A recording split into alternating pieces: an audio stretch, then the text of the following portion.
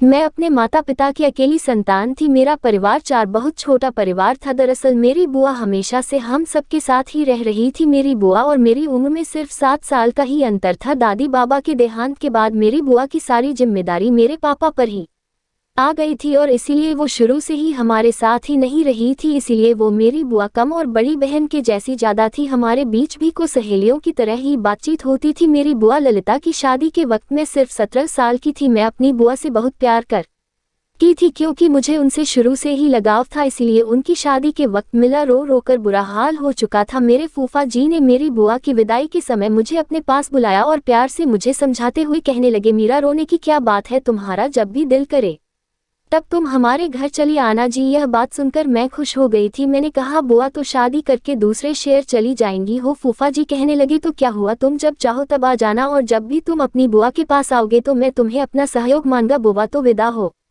कर चली गई थी, लेकिन मेरे दिल में अरमान अनुमान जाग उठा था कि मैं कम अपनी बुआ के घर जाऊंगी और खूब घूमे मजे करूंगी। धीरे धीरे बुआ की शादी को 1 साल गुजर गया था, लेकिन मैं उनके शहर एक बार भी नहीं जा सकी थी और इधर बुआ ने भी पूरे 20 साल के बाद हमारे घर का चक्कर लगाया था और सुमित फूफा जी भी उनके साथ ही आए थे। मेरे फूफा जी बहुत अच्छे थे और प्यार से बात करने वाले इंसान थे। जितने दिन वो हमारे घर रहे हर वक्त मेरे आगे पीछे ही रहे और मेरा बहुत ख्याल रखते थे। वो मेरे लिए बहुत सारे गिफ्ट्स भी लाए थे। मेरा कोई भाई नहीं था, इसीलिए मुझे उनसे लगाव हो गया था। बुआ हफ्ते हमारे साथ गुजारकर वापस अपने ससुराल लौट गई थी। 3 महीने के बाद फिर एक दिन बुआ का फोन आया और उन्होंने बताया कि वो प्रेग्नेंट है। और मैं ये खबर सुनकर तो मैं, मम्मी और पापा बहुत खुश हुए क्योंकि बहुत दिन के बाद हमारे घर ऐसी कोई खुशी की खबर आई थी। लेकिन बुआ खुश होने के साथ साथ बहुत ज़्यादा परेशान भी थी और वो मम्मी से कहने लगी कि वो अकेले दूसरे शहर में इस हालत में नहीं रह सकती है क्योंकि उन्हें वहाँ ज़्यादा उल्टियाँ हो रही है और चक्कर भी आ रहे हैं और डॉक्टर ने उन्हें आराम करने को कहा है। ये सुनकर मम्मी बहुत ज़्यादा परेशान हो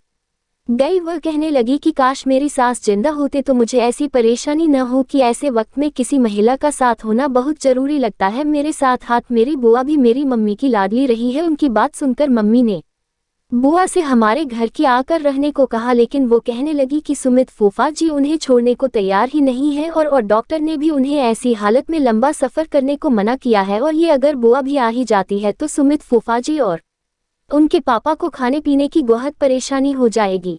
वैसे भी कोई 1-2 महीने की बात तो है नहीं, अभी तो पूरे 9 महीने बाकी थे। बुआ की बात सुनकर मम्मी ने कहा, ठीक है तो फिक्र न करो, मैं मीरा को ही तुम्हारे पास भेज देती हूँ। मीरा के वहाँ पहुँच जाने से तुम्हारा भी दिल दहल जाएगा और ये तुम्हारे घर के कामकाज भी कर दिया करेगी। मम्मी की बात सुनकर बहुत खुश हो गई और कहने लगी, आप मीरा को अकेले न मैं सुमित को कह दूंगी तो वो उसे लेने के लिए वहाँ पहुँच जाएंगे। इधर मैं खून से इस मौके की तलाश में थी कि कब मुझे बुआ के घर जाने को मिले और इसीलिए न जाने कितनी बार भगवान से दुआ मांग चुकी थी। मैंने फौरन ही खुशी खुशी अपना सामान बांध लिया। दीदी बनने की खुशी तो मुझे अलग ही हो रही थी। 3 दिन के बाद ही फूफा जी मुझे लेने के लिए आ गए और मैं उनके साथ अपनी बुआ के पास दूसरे शहर में पहुंच गई थी। वाकई ससुराल में सिर्फ ससुर जी और फूफा जी ही थे, इसीलिए मुझे वहां रहने में कोई परेशानी नहीं होने वाली थी, कोई झंझट नहीं थी। बुआ मुझे देखकर बहुत खुश हुई थी। उन्होंने पहले से ही मेरी पसंद का सारा खाना बना रखा था। उन्होंने मुझे रहने के लिए अपने सामने वाला कमरा भी दे दिया था कि ससुर को नमस्ते करने के लिए मैं उनके कमरे में गई तो उनका रवैया मुझे कुछ अजीब सा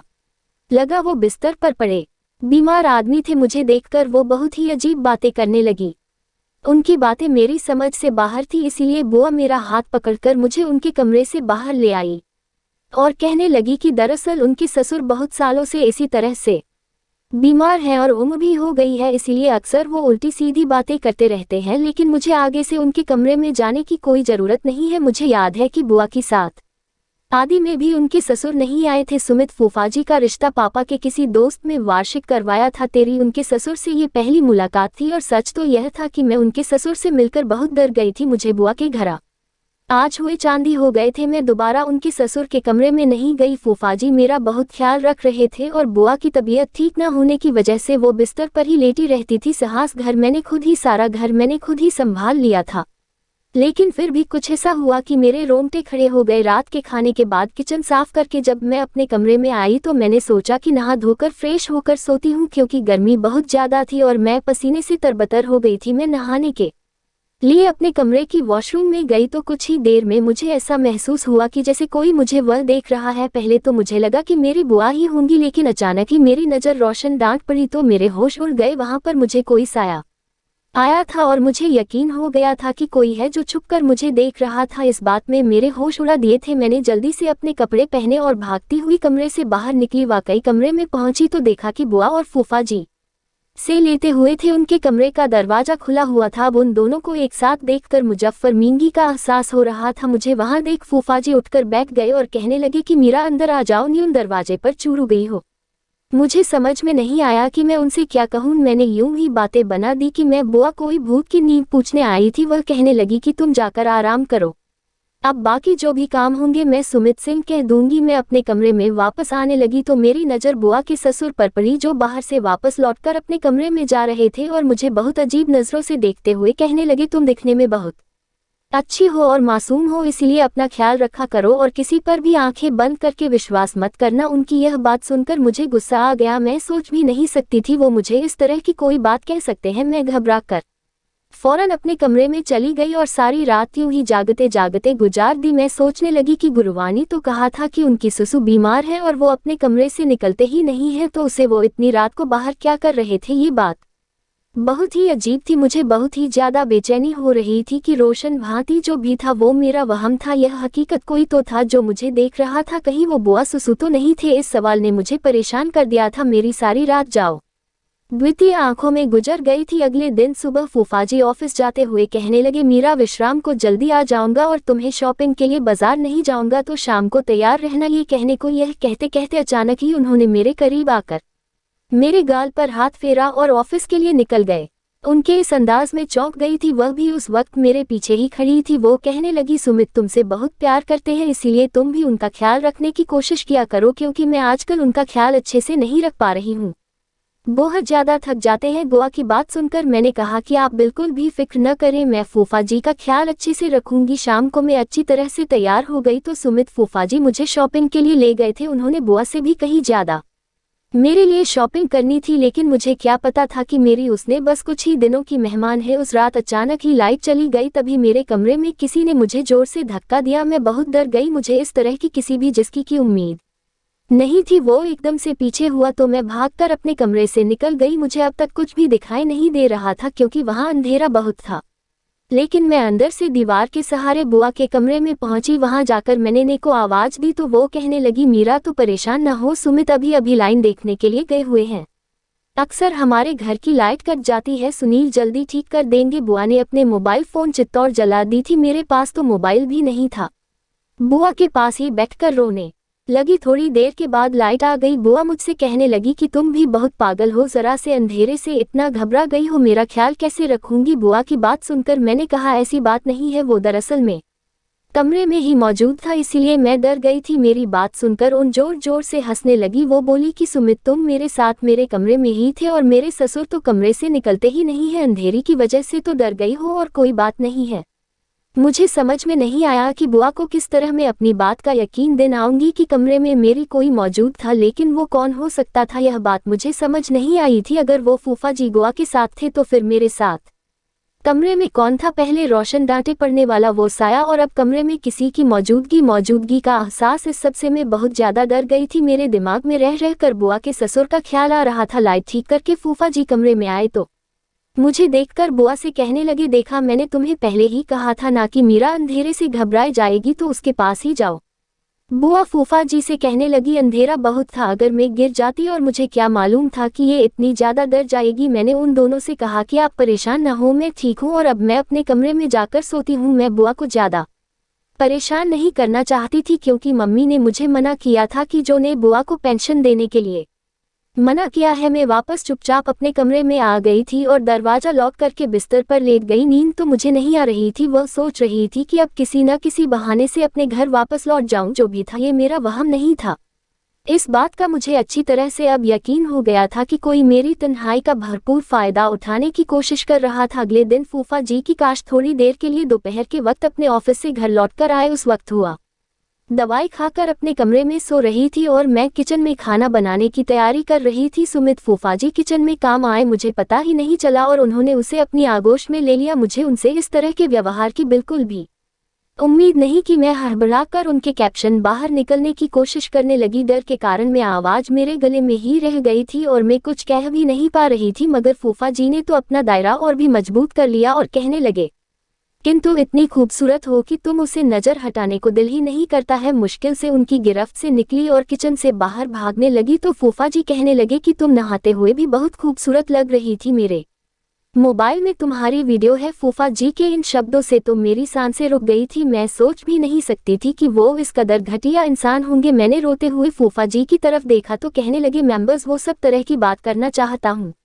जैसे ही फूफा जी ने मेरी तरफ कदम बढ़ाया, मैं भागते हुए अपने कमरे में चली गई और खुद को लॉक कर लिया। मैं डर से कांप रही थी। मैंने फूफा जी का जो रूप आज देखा था उससे पहले कभी भी नहीं देखा था। मैं तो उन्हें अपने भाई की तरह समझ की थी, लेकिन वो तो मेरी इज्जत के दुश्मन निकले थे। पता नहीं कैसे कब उनकी नज़र मुझ पर पड़ी थी और मैंने इस बात पर ध्यान भी नहीं दिया था। सुमित फूफा जी बस कुछ वक्त के लिए ऑफिस से घर आए थे, इसीलिए वो वापस चले गए और मैंने सोच लिया था कि आप में एक पल भी यहाँ नहीं रुकने वाली। स्थान के वक्त जब वह अपने कमरे से उठकर मेरे पास आई तो उस वक्त मेरी आंखें रुक रुक कर चुकी थी। मेरी ऐसी दशा देखकर वह परेशानी से पूछने लगी कि क्या हुआ मीरा, इस बात से तो इतना रो रही हो। मैंने बुआ से छुपाया क्योंकि उनकी हालत ऐसी नहीं थी कि मैं फूफा जी के बारे में इतनी बड़ी बात बता देगी, इसीलिए बहाना बनाते हुए मैंने रोते हुए कह दिया कि मुझे मम्मी पापा की बहुत याद आ रही है और मैं घर वापस जाना चाहती हूँ। मेरी बात सुनकर मेरी बुआ ने मुझे गले से लगाया और कहने लगी, पागल, इतनी जरा सी बातें तुम्हें रो रो कर अपनी आंखें सुलझा ली है तो फिक्र न करो, शाम को ही मैं सुमित के साथ तुम वापस भेज देती हुई है।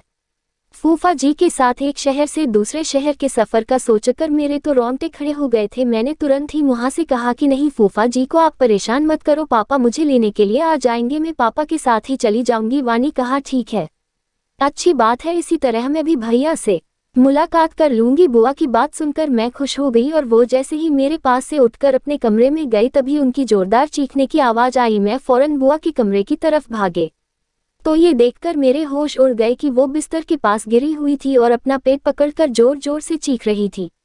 बुआ को उठाकर बिस्तर पर लिटाया और बहुत देर तक उनके पास बैठी रही। उनकी हालत कुछ बिल्कुल भी ठीक नहीं लग रही थी। मैंने बुआ से कहा कि चलिए डॉक्टर के पास चलते हैं, लेकिन उन्होंने साफ मना कर दिया और मेरा हाथ पकड़कर कहने लगी, नीरा तुम मुझे छोड़कर न जाओ, मैं इस हालत में अकेले नहीं रह सकती हूँ। आज तो तुम थे, तुमने आकर मुझे उठाया और मुझे संभाल लिया, लेकिन तुम्हारे जाने के बाद अगर ऐसा कुछ भी हुआ तो मैं और मेरा बच्चा ऐसे ही मन जाएंगे। बुआ की बात सुनकर बहुत परेशान हो गई। बहुत मजबूरी में मैंने वहाँ कुछ दिन और रुकने का फैसला किया और बुआ से कहा कि आप बिल्कुल भी फिक्र न करें, मैं आपके साथ ही हूँ। मेरी बात सुनकर बुआ को बहुत खुशी हुई और उन्होंने मुझे गले से लगा लिया। फूफा जी भी शाम तक वापस आ गए थे। बुआ ने उन्हें बताया कि गिर जाने की वजह से उनकी तबीयत बहुत खराब हो गई थी।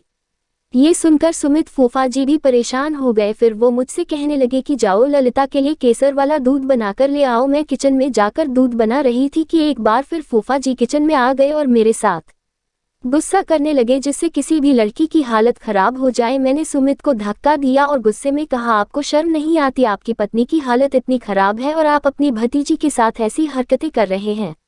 फूफा साजी के ऊपर मेरी किसी भी बात का कोई असर नहीं हुआ। वो एक बार फिर से मेरे साथ उस सब को अंजाम देने लगे। मैं जोर जोर से चीखने लगी। मेरी आवाज़ सुनकर वो किचन में आ गई। उस समय में इस कदर घबराई हुई थी कि गोवा की तबीयत तो मैंने सोचा नहीं और मैंने फूफा जी का सारा सच उन्हें साफ साफ बता दिया। बुआ ने एक नज़र मुझ पर डाली और दूसरी नज़र फूफा जी पर और उसने उनसे कहने लगे, तुम कैसे मदद हो जो एक 18 साल की लड़की को भी काबू नहीं कर सकते? इसने पिछले एक हफ्ते से ही तुम अकेली नचाया हुआ है और तुम अभी तक कुछ भी नहीं कर पाए। वो वाकई बहुत सुंदर, में कदमों तले से जमीन निकल गई थी। मैंने हैरानी से पूछा कि आप क्या कह रही हैं? वाक्य चेहरे पर अजीब सी मुस्कुराहट आ गई। वो मेरा हाथ पकड़कर मुझे अपने साथ अपने कमरे में ले गई। मैं हैरानी से बुआ को देख रही थी। वो मेरे बालों में हाथ फेरकर कहने लगी, देखो मेरा, मेरी बात गौर से सुनो, मैं सुमित का सारा सच जानती हूँ, लेकिन जो कुछ हमें तुमसे चाहेंगे वो सब तुम्हें करना ही होगा। उनकी यह बात सुनकर वह गुस्से में उठ खड़ी हुई और मैंने बुआ से कहा, आप ये कैसी बातें कर रही हैं? आप जानते हैं कि आपका पति मेरे साथ क्या करना चाहता है?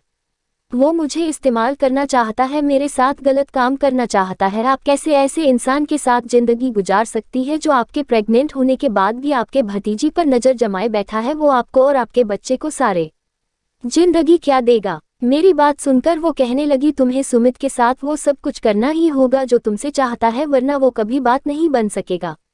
बुआ की बात सुनकर मैंने कहा कि आप ही कैसी बातें कर रही हैं, आप नेट से है और फूफा जी पिता बनने वाले हैं। बुआ ने कहा, नहीं मैं माँ नहीं बन सकती, यही बात पता चलने पर तो तुम्हें यहाँ बुलाया था ताकि तुम यहाँ आकर मुझे और सुमित को एक देश को सुमित किसी और का बच्चा गोद लेना नहीं चाहते थे, उन्हें अपना बच्चा चाहिए था और उसके लिए मेरे पास इससे ज्यादा आसान रास्ता और कोई नहीं था, क्योंकि मैं किसी दूसरी औरत को अपनी सौतन बनाकर नहीं लाना चाहती थी। इसीलिए मैंने फैसला किया है कि मैं इस काम के लिए तुम्हें कुर्बान कर दूंगी। वैसे भी तुम मेरी सगी भतीजी तो होने ही मैं सुमेर से बहुत मोहब्बत करती हूँ और उसे किसी भी कीमत पर छोड़ना नहीं चाहती, इसलिए मैं चाहती हूँ कि तुम गर्भवती हो जाओ और मेरी और सुमित की जिंदगी में बच्ची की इस कमी को पूरा कर दो। मैं तो अब तो फूफा जी को अपना दुश्मन समझ रही थी, लेकिन मेरी बुआ भी इस गंदे खेल में उनके बराबर की हिस्सेदार थी। अपना घर बचाने की खातिर मेरी बुआ ने मैं जिंदगी दांव पर लगा दी थी। मैंने बुआ के आगे हाथ जोड़ दिए और उनसे कहा कि मैं अपने घर वापस जाना चाहती हूँ, लेकिन मेरी बुआ ने मेरी एक न मानी और रात के अंधेरे में मुझे अपने